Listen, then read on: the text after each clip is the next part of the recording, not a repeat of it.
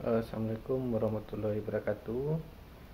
Selamat pagi semuanya mahasiswa. Semoga kita dalam keadaan sehat walafiat, tetap semangat melaksanakan perkuliahan.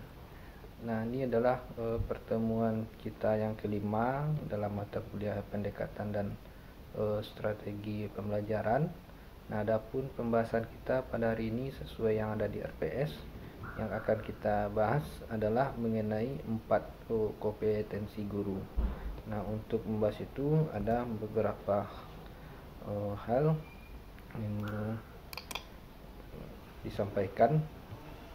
Nah, di sini nanti Anda dapat melihat pertama adalah tujuan dari perkuliahan kita. Nah, adapun dari tujuan perkuliahan kita dapat Anda lihat di sini bahwa setelah mempelajari pembahasan ini, diharapkan mahasiswa mampu untuk menjelaskan secara umum apa sebenarnya arti dari kompetensi guru. Kemudian tujuan yang kedua, mahasiswa juga diharapkan nantinya mampu menjelaskan pentingnya guru memiliki kompetensi. Yang ketiga, mahasiswa diharapkan juga nanti mampu menjelaskan masing-masing dari kompetensi tersebut. Dan yang terakhir adalah mahasiswa mampu mencontohkan masing-masing dari 4 kompetensi guru. Nah, itu adalah tujuan dari perkuliahan yang saya harap setelah perkuliahan ini semua mahasiswa mampu menguasai tujuan perkuliahan ini. Nah, untuk sebelum masuk kita pada perkuliahan, ada sedikit saya mengantarkan materi perkuliahan pada hari ini. Nah, saya sudah menuliskan di sini bahwa pertama yang harus kita pahami adalah menjadi seorang guru itu adalah bukanlah pekerjaan yang gampang.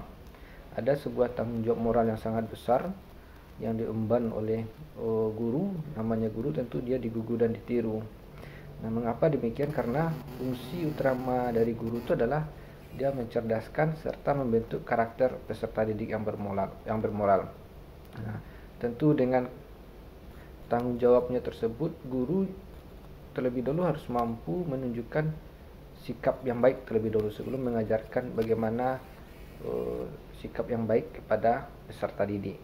Nah, kemudian dapat Anda lihat di sini bahwa kompetensi guru dapat diartikan sebagai kebulatan pengetahuan, keterampilan dan sikap. Nah, jadi pada dasarnya guru itu tidak cukup hanya memiliki segudang pengetahuan, tetapi pengetahuan yang dimilikinya juga harus menunjukkan keterampilannya, kemudian sikap. Nah, itu yang dimaksud dengan kompetensi. Jadi ditampilkan dalam bentuk perilaku cerdas dan penuh tanggung jawab. Nah, itu adalah definisi dari kompetensi guru. Nah, kemudian peran-peran tersebut nanti berkaitan dengan 4 kompetensi guru. Nah, peran tersebut adalah bagaimana guru harus bisa membentuk karakter peserta didik. Nah, kemudian mencerdaskan dan semacamnya. Itu akan tercermin nanti pada 4 kompetensi guru. Nah, kita mulai perkuliahan ini dengan pembahasan yang kita pertama adalah mengenai kompetensi profesional. Nah, apa itu kompetensi profesional? Contohnya kemudian bagaimana kaitan kompetensi profesional tersebut pada pembelajaran. Nah, akan kita lihat pada slide ini.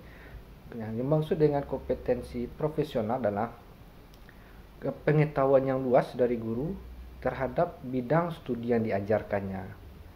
Jadi, kalau bicara tentang kompetensi profesional, maka kaitannya pada keahlian guru terhadap mata pelajaran yang diampunya atau sesuai dengan keahliannya. Mencakup nanti bagaimana dalam pemilihan metode, kemudian media dan lain semacamnya, sehingga diharapkan nanti menghasilkan suasana belajar yang interaktif, komunikatif dan kondusif. Itu maksud dengan kompetensi profesional. Nah, kompetensi profesional bisa Anda baca di sini, dia juga berkaitan dengan kemampuan guru dalam menjalankan tugas keguruannya. Nah, jadi kata kuncinya adalah kompetensi profesional berkaitan juga dengan kemampuan guru dalam menjalankan segala tugas keguruannya. Nah, sehingga nantinya untuk mencapai kompetensi profesional atau guru ingin menguasai kompetensi profesionalnya, maka terlebih dahulu guru harus mengembangkan kualitas pribadinya sebagai guru. Nah, kalau kita bicara kompetensi profesional, maka kaitannya adalah dengan guru sebagai profesi. Itu kaitannya. Nah, apa yang berkaitan dengan aspek yang berkaitan dengan kompetensi profesional? Nah, yang menyangkut pada aspek kompetensi profesional adalah bagaimana keahlian guru menyampaikan pembelajaran. Dalam hal ini adalah materi. Nah, bagaimana keahlian guru dalam menyampaikan materi pembelajaran serta mengelola proses pembelajaran. Nah, itu yang berkaitan dengan satu yang berkaitan dengan kompetensi profesional. Yang kedua adalah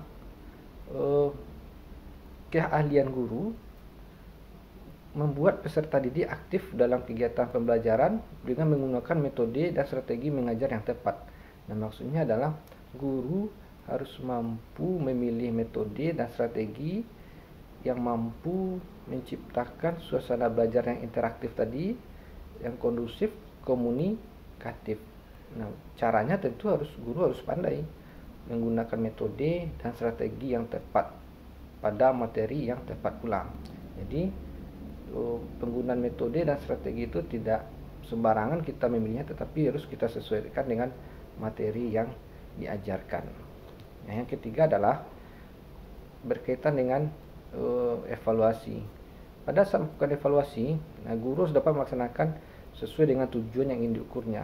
Kemudian jenis tes yang digunakan untuk mengukur hasil belajar harus benar dan tepat. Maksudnya adalah ketika kita melakukan evaluasi pembelajaran, baik melakukan evaluasi proses maupun hasil, guru terlebih dahulu harus menetapkan tujuannya. Nah, karena penetapan tujuan akan berguna nanti untuk melakukan evaluasi. Nah, kaitannya nanti akan bergantung kepada jenis tes yang digunakan dalam mengukur hasil belajar. Nah, ini itu yang aspek yang berkaitan dengan kompetensi profesional guru.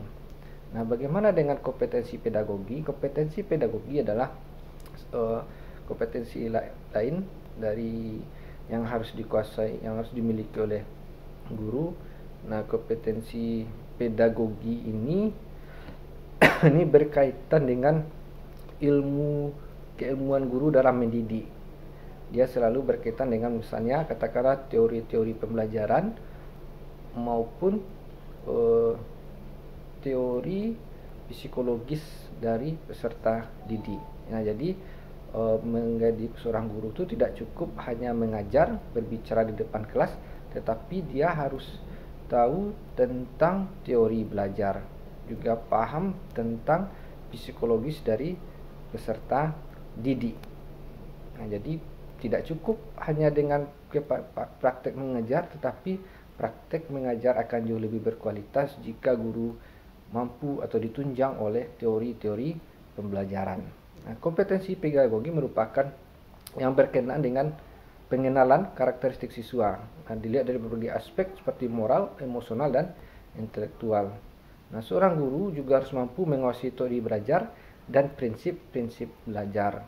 Nah, kompetensi yang lain yang maksud dengan kompetensi pedagogi yang lain adalah merupakan kemampuan guru dalam mengelola pembelajaran yang meliputi bagaimana kemampuan guru dalam memahami peserta didik. Nah, ini intinya adalah pada kompetensi pedagogi itu adalah kemampuan guru yang berkaitan dengan emosional pengelolaan. Jadi tidak pengelolaan kelas, tapi dia lebih pada faktor intrinsik di dalam emosional siswa. Dia harus mampu mengelola psikologis peserta didik, karena antar peserta didik tentu memiliki minat serta potensi yang berbeda, sehingga jika guru mampu memahami itu dengan keilmuan, misalnya dengan ilmu psikologis tadi, maka guru mampu mengontrol itu semua. Nah, masuk pada yang lain.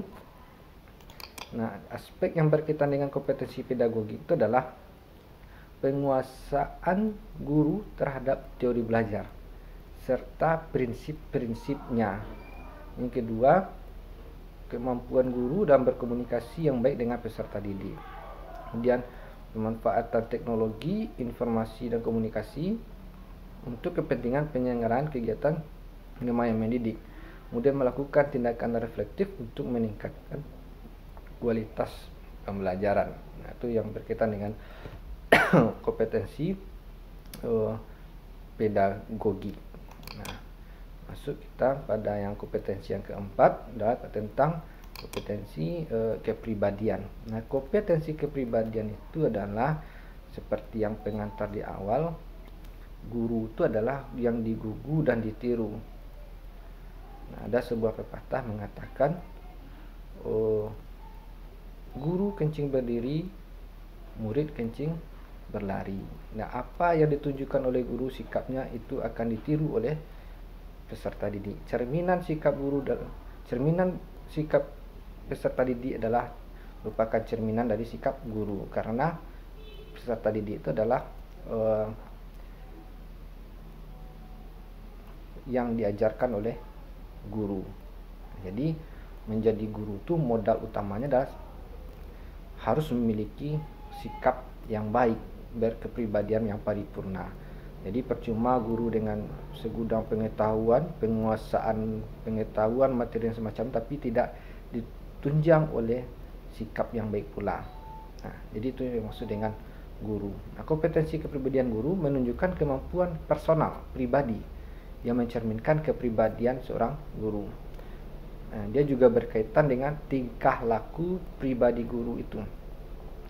Kemudian yang ketiga, guru akan menjadi contoh dan teladan serta membangkitkan motivasi belajar siswa. Jadi menjadi seorang guru, terlebih dahulu yang saya katakan yang tadi, modalnya tidak hanya penguasaan materi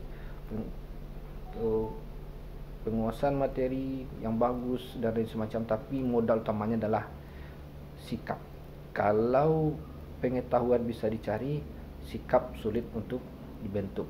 Nah, jadi tunjukkanlah kepribadian yang baik kepada peserta didik, karena apa yang kita contohkan itu yang akan ditiru oleh peserta didik. Nah, aspek yang berkaitan dengan kompetensi kepribadian adalah guru harus selalu menunjukkan sikap yang berwibawa dan menampilkan layaknya seorang guru. Nah, itu adalah, jadi guru itu tugas utamanya dia tidak mengajar, tetapi mendidik. Nah, mendidik itu tidak hanya mendidik tentang pengetahuan, tetapi juga mendidik tentang sikap. Karena tugas utama guru itu adalah membentuk sikap. Tujuan pendidikan nasional itu adalah membentuk karakter peserta didik. Nah, yang kedua yang berkaitan dengan kompetensi kepribadian adalah tindak tanduk atau sikap yang ditampilkan oleh guru harus sesuai dengan norma yang berlaku dalam masyarakat. Nah, karena kita mengajarkan peserta didik yang hidup di tengah-tengah masyarakat, tentu kita harus mengajarkan bagaimana sikap yang tentu nilai-nilainya berlaku dalam masyarakat, yang tidak melenceng dari norma kehidupan masyarakat. Yang ketiga adalah guru harus bisa menampilkan perilaku yang mencerminkan sebagai pribadi yang religius dan berakhlak mulia. Jadi menjadi guru itu adalah tentu orang yang beragama. Ya, di Indonesia tidak ada guru yang tidak beragama. Tentu modalnya adalah agama, karena induk dari pembentukan sikap itu adalah agama. Itu berkaitan dengan kompetensi kepribadian. Nah, yang terakhir, kompetensi sosial. Nah, kompetensi sosial merupakan kemampuan guru dalam menempatkan dirinya di tengah-tengah masyarakat serta berinteraksi dengan orang lain. Nah, pada kompetensi sosial, guru tidak hanya berinteraksi dengan guru dan peserta didik, tetapi guru juga harus menempatkan dirinya di tengah-tengah masyarakat. Nah, kemudian guru juga harus menyesuaikan diri kepada tuntutan kerja lingkungan sekitar pada waktu membawakan tugasnya sebagai guru. Nah, maksud dari yang kedua ini adalah bagaimana kepandaian guru, penyesuaian guru dalam menempatkan dirinya di lingkungan kerja di sekolah. Nah, kemudian kompetensi sosial juga menunjukkan kemampuan guru menempatkan dirinya di tengah-tengah masyarakat, serta bagaimana guru berkomunikasi serta bergaul dengan masyarakat, peserta didik, orang tua peserta didik, dan rekan sejawat. Nah, jadi ada sebuah lingkaran yang membentuk interaksi guru yang tidak putusnya. Di sana guru harus mampu berkomunikasi dengan masyarakat dengan baik sesuai dengan nilai-nilai dan norma yang berlaku. Guru juga harus mampu berkomunikasi, menempatkan diri dengan orang tua peserta didik serta rekan sejawatnya. Nah, jadi itulah 4 kompetensi guru, mana bagi calon seorang guru yang keempat ini tentu wajib untuk dimiliki. Tidak boleh tertinggal satupun. Semuanya harus dikuasai oleh calon guru maupun oleh seorang guru, karena ini akan menunjang tugas keprofesian sebagai seorang guru. Nah, mungkin itu saja materi perkuliahan pada hari ini, singkat. Semoga ini bermanfaat untuk Anda semua. Pesan saya adalah, sekali lagi, guru itu tugas utamanya adalah mendidik. Tidak hanya mendidik tentang pengetahuan, tetapi mendidik tentang sikap. Ya, kita akhiri perkuliahan hari ini. Terima kasih. Assalamualaikum warahmatullahi wabarakatuh.